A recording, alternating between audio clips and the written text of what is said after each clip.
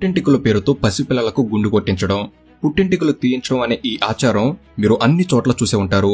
పిల్లలు పుట్టాక మొదటి సంవత్సరం లోపు వారి మాడు అనేది గట్టిపడ్డాక తల్లిదండ్రులు పిల్లల తలపై ఉన్న వెంట్రుకలన్నిటినీ గుడిలో తీయిస్తారు. ఇలా చేయడం అనేది పూర్వం నుంచి వస్తున్న సాంప్రదాయంగా మాత్రమే అందరూ భావిస్తారు.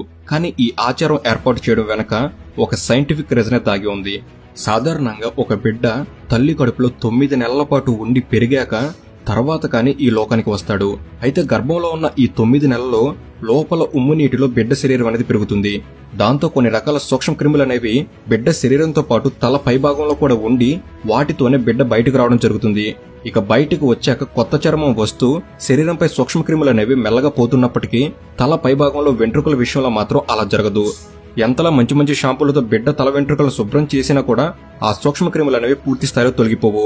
అందుకనే తలపై ఉన్న వెంట్రుకలను తొలగిస్తూ ఇలా గుండు చేస్తారు. ఈ ప్రక్రియ వల్ల తలపై ఉన్న సూక్ష్మ క్రిములు అనేవి పూర్తి స్థాయిలో తొలగిపోతాయి. అయితే కేవలం ఈ లాభం మాత్రమే కాదు, వెంట్రుకలు తీశాక బిడ్డ మాడు అనేది శుభ్రంగా ఉండటంతో సూర్యరశ్మి అనేది పిల్లల తలభాగంలోని చర్మంపై నేరుగా పడుతుంది. దాంతో ఈ సూర్యరశ్మి వలన పిల్లల్లో మెదడు అనేది వేగంగా త్వరగా అభివృద్ధి చెందడంలో సహాయపడుతుంది. అలాగే సిరల్లో రక్త ప్రసరణ బాగా జరుగుతుంది.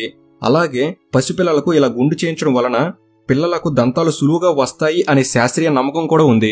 ఇక అంతేకాకుండా పిల్లలకు ఇలా గుండు చేయించడం వలన పిల్లల శరీర ఉష్ణోగ్రత అనేది కూడా నియంత్రణలో ఉంటుంది.